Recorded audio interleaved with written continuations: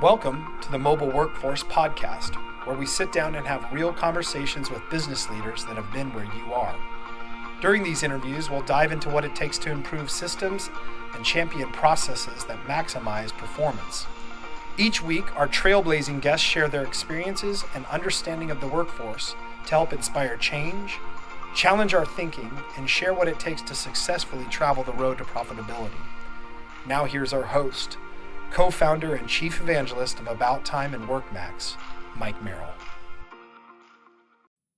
Hello and welcome to the Mobile Workforce Podcast. I'm your host, Mike Merrill, and today we are sitting down with the Bobby Rios. How are you doing, Bobby? Great. Awesome. Well, Bobby is with Bartlett Cock, and he is the Chief Financial Officer. So we appreciate you joining us today. You bet. So you've been with Bartlett Cock for about 15 years now. Correct. So that's been a little while. What have you seen change over that period of time with the organization, the industry? What's been interesting to you? Well, ton of changes, actually. And I say that only because when I joined the company, did not have construction background. Okay. And so this was new to me, but it was intentional. The CEO, who was instrumental in bringing me there, really wanted to find somebody from outside the industry. Pretty much everybody who had gone there or had been there had come up through the industry. And so he was looking for fresh ideas just outside of again, the industry standards. And I felt extremely fortunate. I mean, I actually, I'm going to tell you a little bit of background. Sure, yeah, share.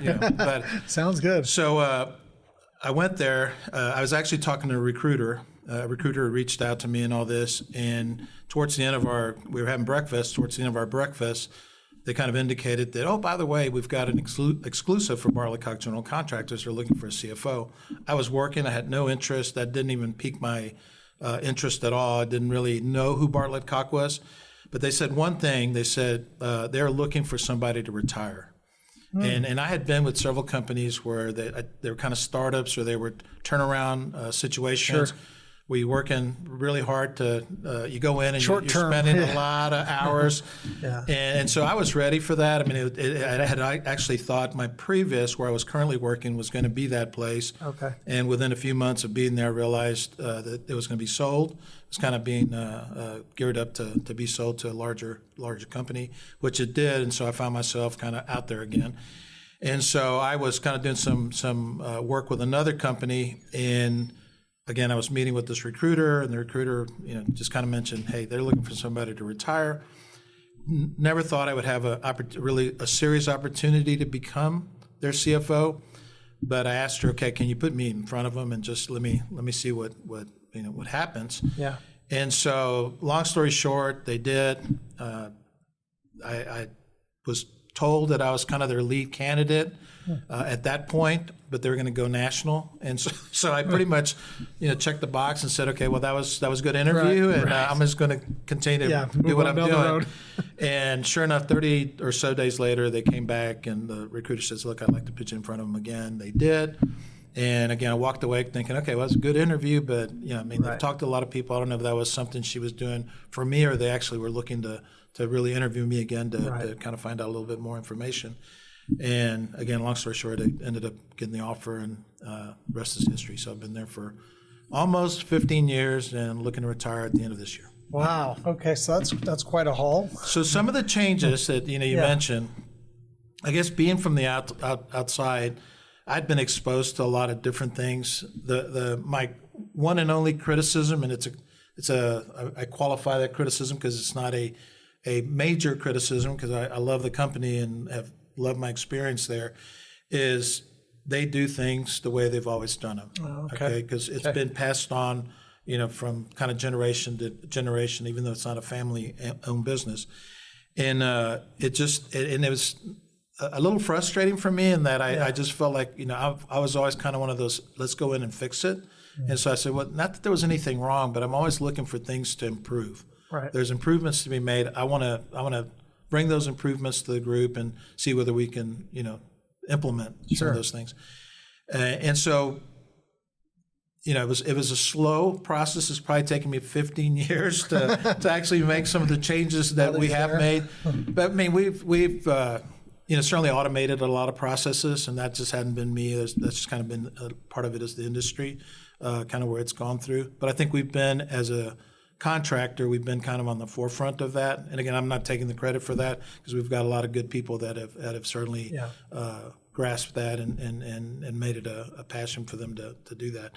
But we had a lot of relationships that, I'll go back to insurance brokers, to benefits brokers, to surety brokers, to 401k providers, banks, et cetera, Sure. that we just started, kind of saying, hey, let's go put out an RFP. Let's see where that takes us and see what happens.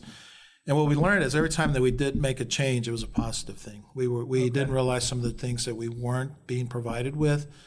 So that was good. It ended up being a good thing. So there's, again, a lot of changes. They've been good changes, certainly in my opinion, and I feel like I've been a part of that. So that's been a good thing.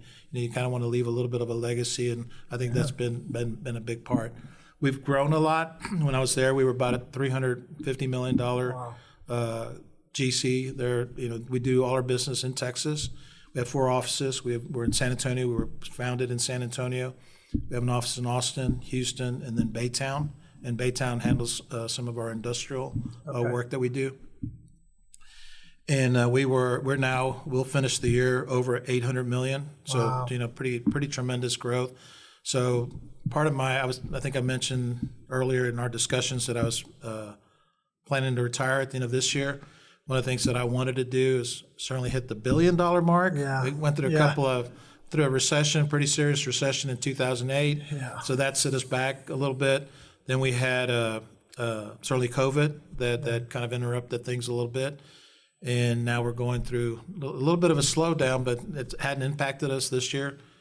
Next year looks real promising as well. I don't think they'll hit $1 billion, but there may be $1 billion, but it's not going to cause me to delay my retirement. You're not going to wait around to make sure. Not going to wait around. So. Well, good for you. Well, that's awesome. Yeah, I know your company's reputation in the industry. I mean, you're viewed as a major player and have a great reputation, and obviously the state of Texas you guys represent very well.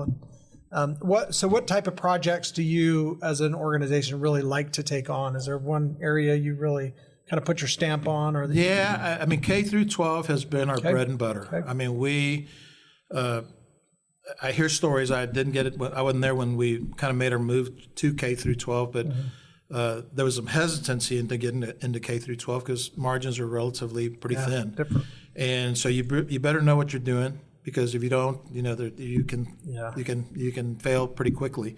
But we didn't. We kind of stuck to our plan. I think we're we usually first and second in school builders actually in the state of Texas. Wow. First, second. And so that's kind of, where wouldn't say that's where we started, but that's where we kind of grew. Your bread and butter. Yeah, right? It was bread and butter. We can, do those well. We know them well. We've got good relationships with subs that work with on the K through 12 projects.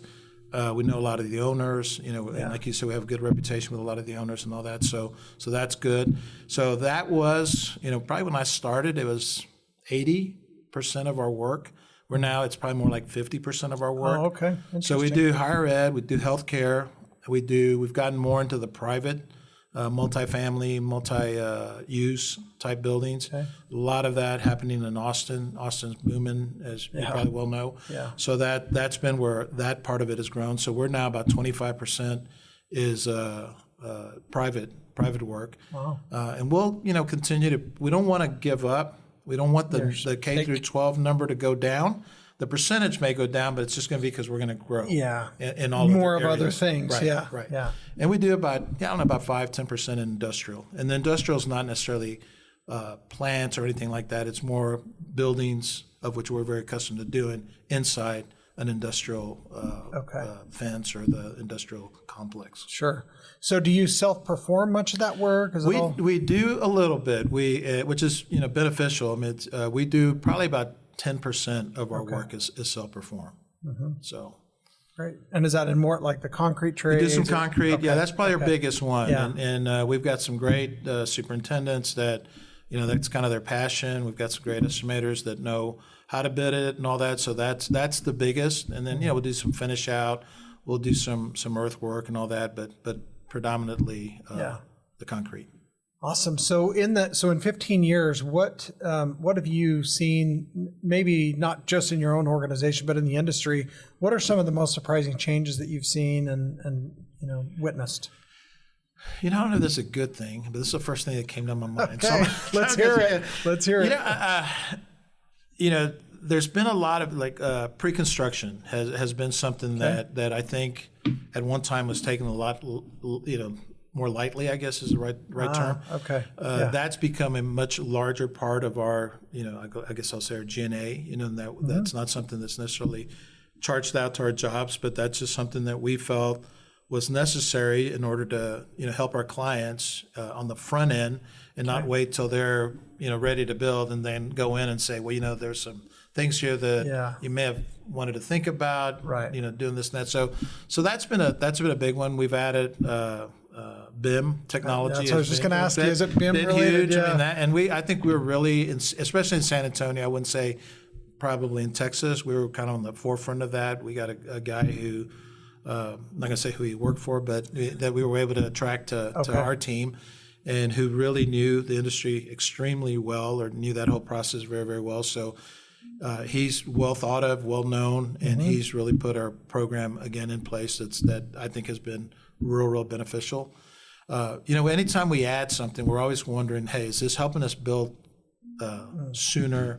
Or not sooner, quicker. I mean, are we able to? Is this helping us in the process of building? Because that's really what we do, right? I mean, that we're builders, and so sometimes we question before we make a move: is this really going to help us? We talked a little bit about drone, and drone technology, and there's a lot there that happens. I mean, it's not just flying over a building. There's some they do some mapping, they do just some 3D imaging and all that. They do some drone flying inside buildings as well now to again capture some of the pictures and stuff. Finish out and how it's going. Exactly. Yeah. And so that's another thing. And you're going, well, it does help us, but you're kind of always, with the thin margins, you're always questioning some of those things. So, but we understand, everybody's changing. I think if you don't have that, I think there's a lot of owners now that ask for BIM. There's a lot of owners that expect more than just what we used to do in the past. So it's kind of a necessary thing for us to change. And again, I think we've been on the forefront of some of that change, which has been good. Yeah. It's not like you're turning over the keys to a new car and here you go, drive it off. It's a process, right? So that experience of going through that whole, like you mentioned, the pre-construction all the way to handover and delivery, right? Of the project. Right. So with the economy, with the market, with the labor shortages, with the challenge of supply, I mean, I know all of those things impact large companies like yours to a different degree than maybe the small guy, because you need larger quantities of things because you got so much going on. How are you finding ways to kind of work around the challenge? It's a huge challenge. I mean, it's been really tough. We are having record backlog. I'm not afraid to mention this. We're a private company, but we share a lot of information. We're over $1 billion in backlog, the largest backlog in the history of the company. We've also, that's backlog that's actually being worked on right now. I mean, that's projects that are on the ground. We've got people there. We're doing things. Yeah. We have backlog that is not being worked on yet, but we've been awarded the work, but we don't have a start date necessarily. Right. So it's not being included in this backlog, and that's over $1 billion. Wow. Again, that's record for us. So back to your question is, okay, we've got all this backlog. We're being poached. Employees are being poached. We have material shortages, that are, it's randomly occurring. You never know. I mean, lumber went up significantly. It dropped. It went up. It's kind of back down again. I think it's more where it was probably before the crisis occurred. But it's just, more than anything, it's just scheduling, both people and materials and resources. All that. Right. And so I think, I don't know if I mentioned this or not, but, we've probably lost more people than we've hired just from people. You hear about the Great Resignation. You hear, certainly I mentioned earlier, poaching of people.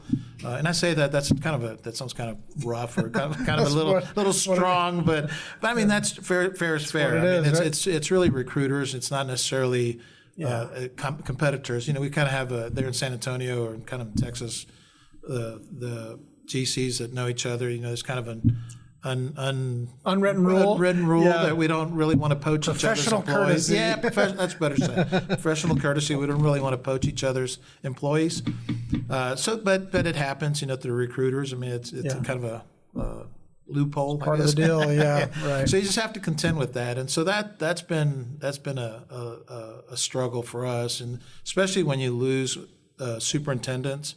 We've had a lot of seasoned superintendents, and project managers, others can argue this, but the people who build it is the superintendents. Yeah. And when you lose those guys and lose the experience that they have, plus the mentoring that they can provide to some of our newer guys, that's a huge loss. And so we've had quite a bit of turnover in that area, and it's been for various reasons. I mean, it's just, some of it has been, I think, again, with pandemic and all that, it changed the way we do work. They would like to have some time off. They would like to have some flexibility. You can't supervise you can't be a superintendent or supervise a job from home. If you're not there, it doesn't work. Yeah, right. And so it's tough. I mean, and I think part of it's just burnout, and it's people just, I think they've seen people change careers during this time. So I'll share this with you. Had a guy who's superintendent who'd been there for quite some time, and his brother-in-law was making apparently $200,000-300,000 selling cars. Okay. And he goes, "I'm going to go sell cars. I'm resigning. I'm done. Wow. I don't want the pressures of building. I'm going to go sell cars." I'm going, "Okay, well, good luck." Yeah, right. What do you say? Yeah. So. Yeah. Well, and there's that perception that maybe that grass is greener, but it's like you don't roll out of bed fresh out of never selling cars before and go sell $200,000 or $300,000 worth of commissions, right? So one of the things we do, and we've been fortunate, I guess, in some respects in this area, is we've stayed in touch with those people. We've had a lot of people that have left, not recently, but in the history of the company. Yeah, sure. And a lot of them come back. Like as you said, they think the grass is greener. Other side, they may get more money to go work a project that's far away from their home or whatever, and then that job is done, and it's like you can go somewhere else, or we're done with you. And so they find themselves going, that's not really our culture. We have 4 offices, so we can have people close to home. Okay. We try to get them not to travel. We only do work in Texas. And that's intentional only because we feel like there's so much more work that we can attain without having to go out of state. Yeah, why? Right. Why go? So, but our culture is to try to keep people close to their families so they don't have to travel and be away from them. It's not always possible, and obviously we always ask for volunteers, but you got to have the right team. Yeah. And if the right team doesn't step up, you do have to incent some of those people to travel, but we try to make it worth their while so that they don't feel as bad as being away from family and stuff. So how speaking of culture, so how important has that been? And again, you're running a large organization, lots of employees. I mean, how has culture played a role in doing what you've been able to accomplish? So one of the biggest things for us is family. I mean, it really is, and it starts with safety. I mean, we had a safety director there many years ago, and I don't know whether he coined this phrase or not, but he wanted employees to come to work and to be able to go home in the kind of in the same condition, maybe a little more tired from the day's work, but to go back go back home safely, as good as they can. Yeah, exactly. Yeah.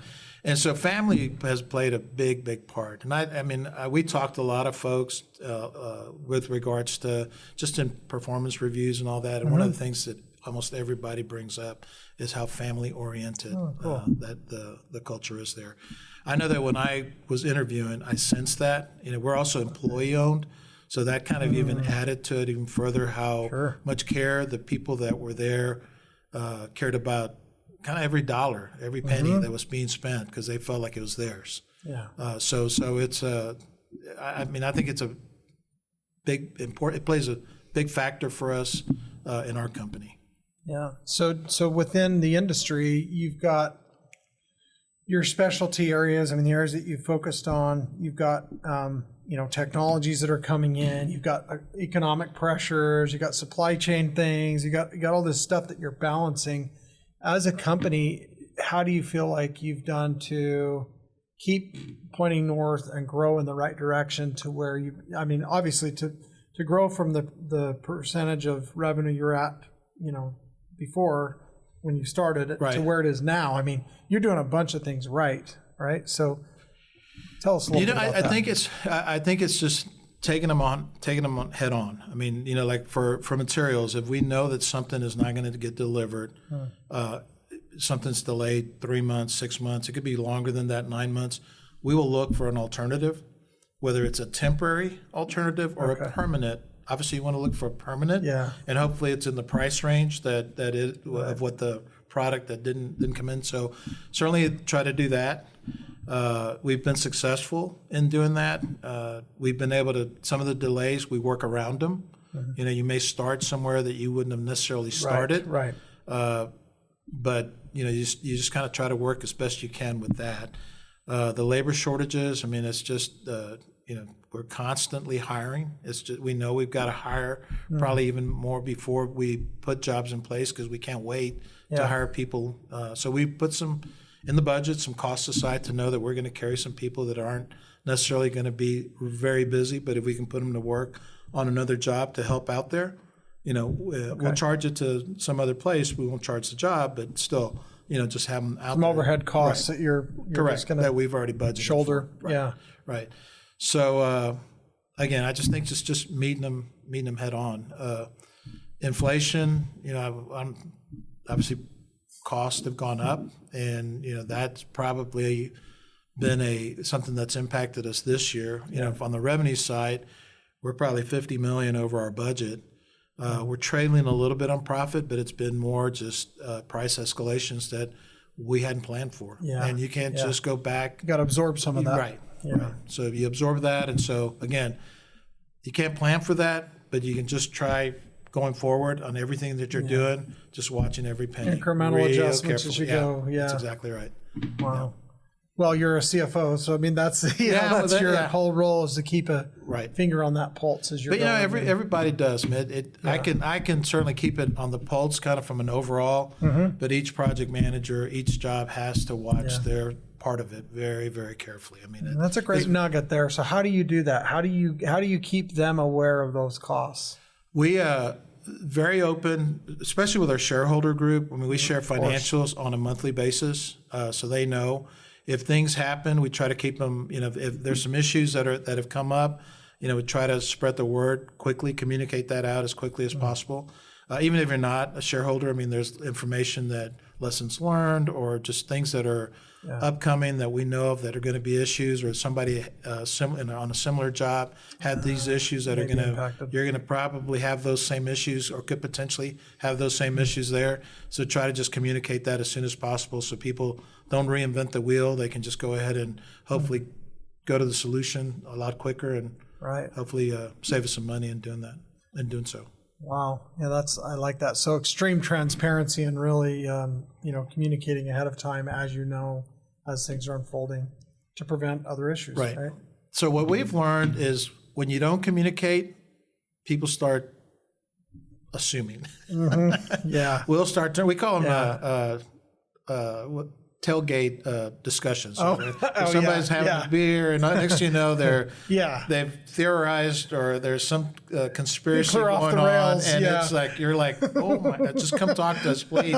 Don't go there. But so we feel like rather communicate than people think or hear that they heard something, and they hear something, and if they think it's, I've often said this, if it's somewhat bad news, it spreads like wildfire, and it gets escalated and it gets embellished.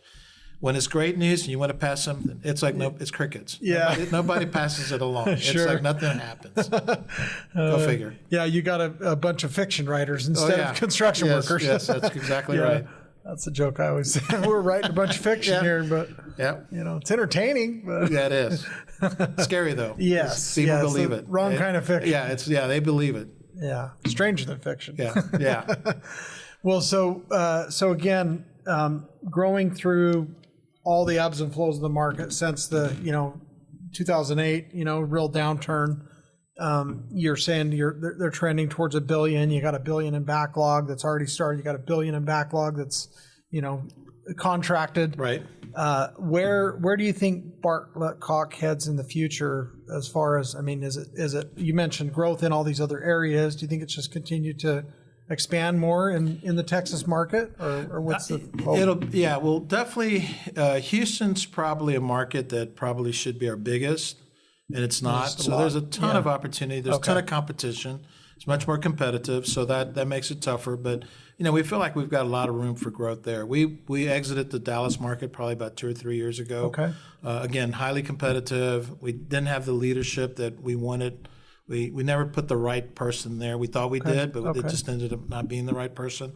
So from a growth standpoint, we've got Texas, as you know, has never, and they haven't skipped a beat through any of the recessions, quite honestly. I mean, people are moving into Texas day in and day out. I don't know how many families or people that are moving in, even just to Austin on a daily basis or weekly. It's like 1,000 a week or some crazy number. I mean, that may not be it. Don't quote me on that.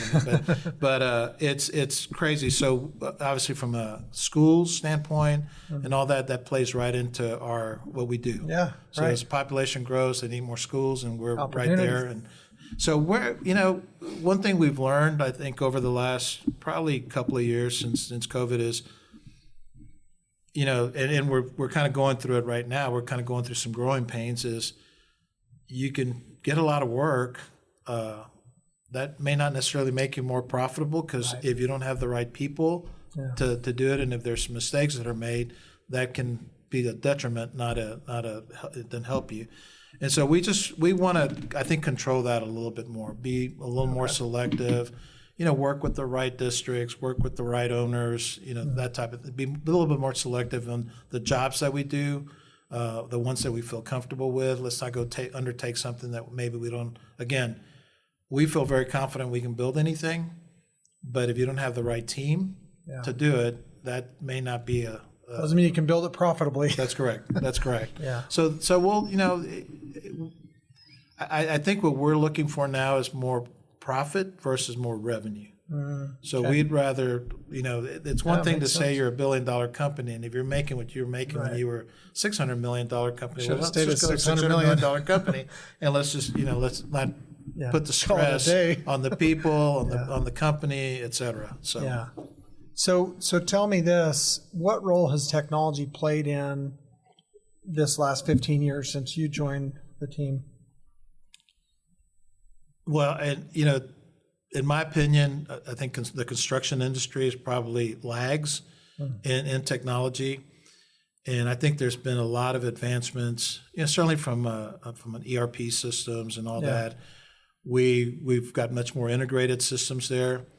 We've got reports that we can KPIs and all that. We've got dashboards that help our project managers identify issues hopefully a little bit earlier than they would had they just been on a Excel spreadsheet or whatever. And it's just nice to have all the data integrated where they don't have to rekey a lot of information and reports. I mean, our the job reviews that we do now, they used to have to put a big notebook together, and that's pretty much all automated, comes off the system because all the data is there. So I think that's been good, and as far as just a lot of the paperwork and mundane things that they had to do.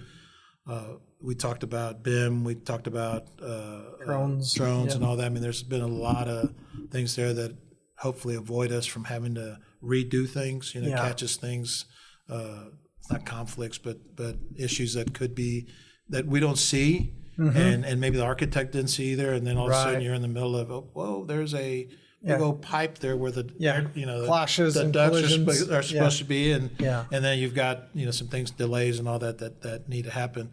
Again, I think I'll quote a former CEO of ours who just said, all this technology, is it helping us build quicker? Is it helping us build better?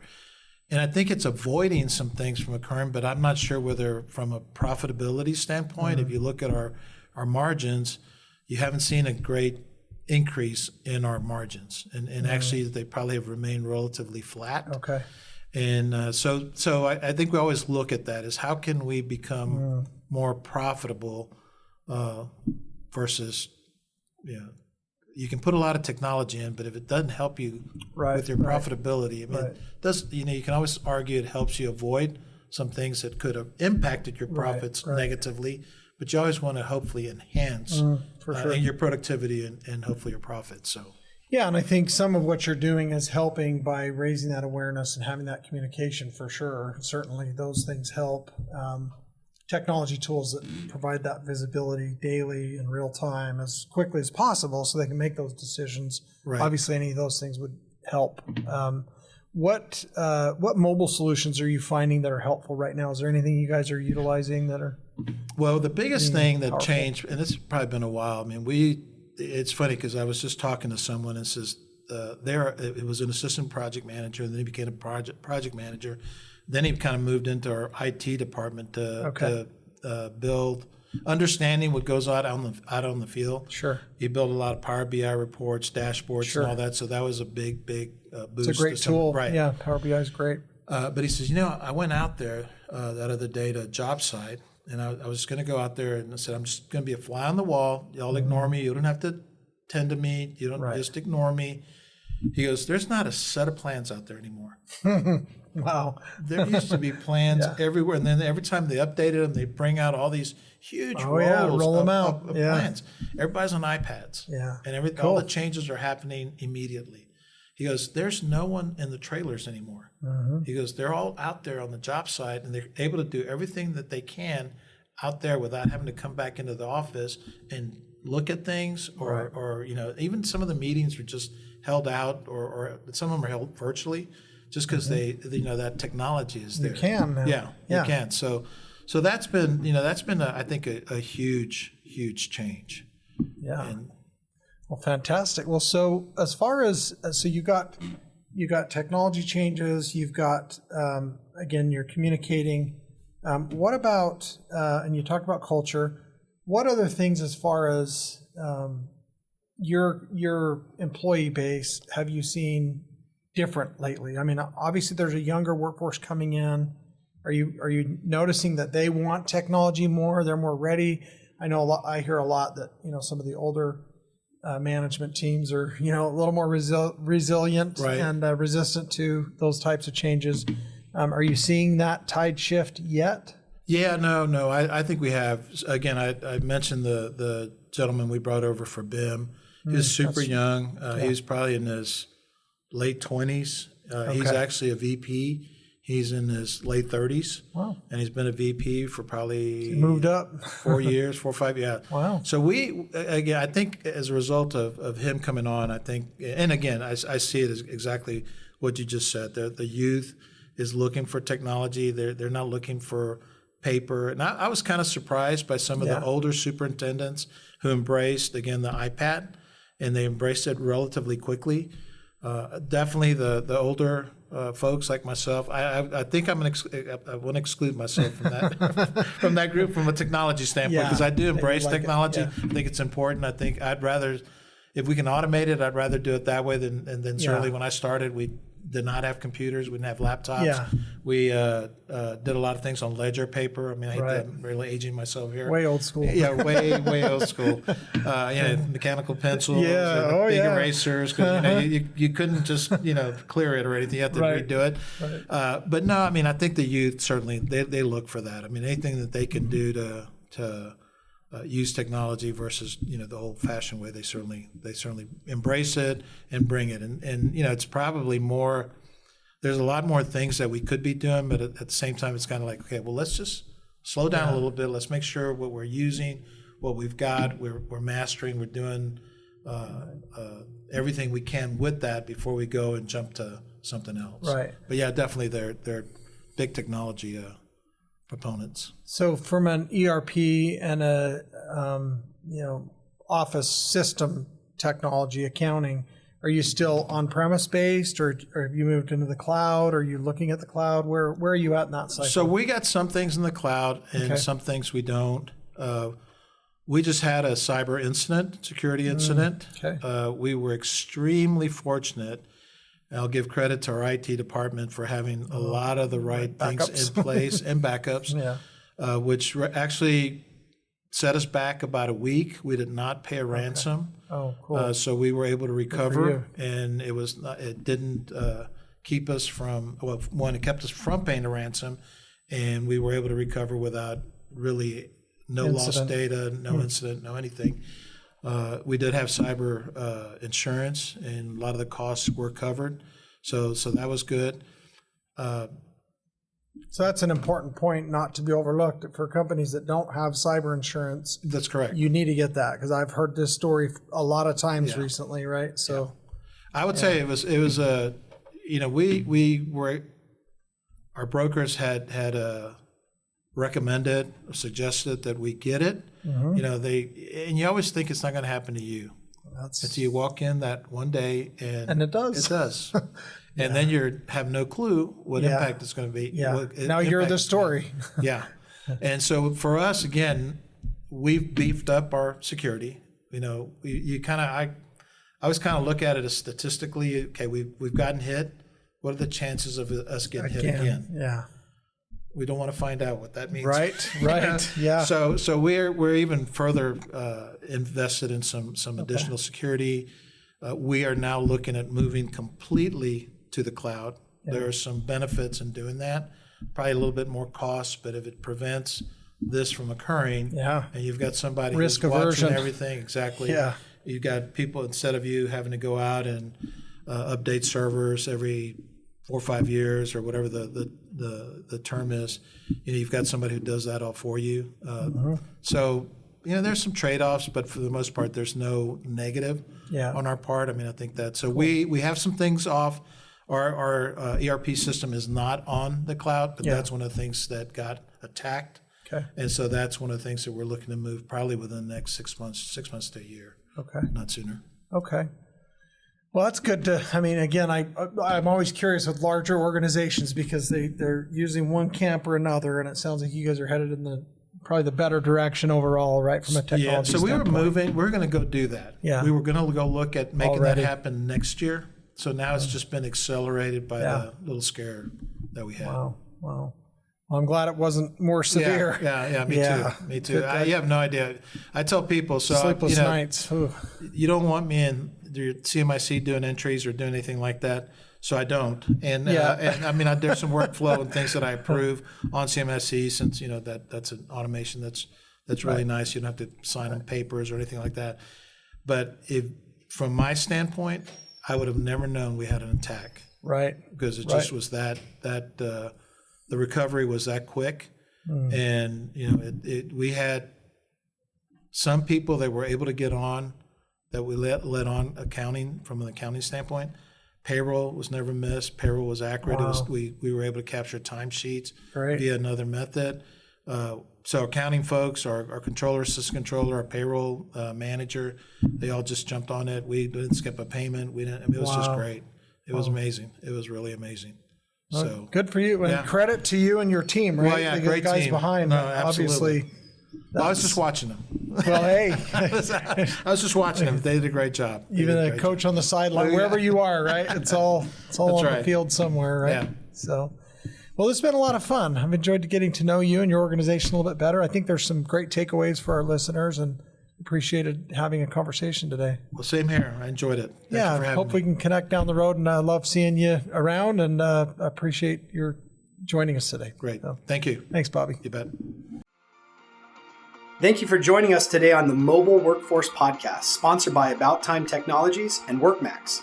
If you liked the conversation we had today, or were able to learn anything new or helpful, please make sure to follow us on our WorkMax page on LinkedIn and on Instagram at WorkMax_. And subscribe to the show on iTunes or your preferred podcast platform so you will never miss another insightful episode. Also, if you enjoyed the podcast, please leave us a 5-star rating and review and share the show with your friends and colleagues. Your support means the world to us and will allow us to continue providing impactful information with others looking to improve their results in their business and, in turn, their life.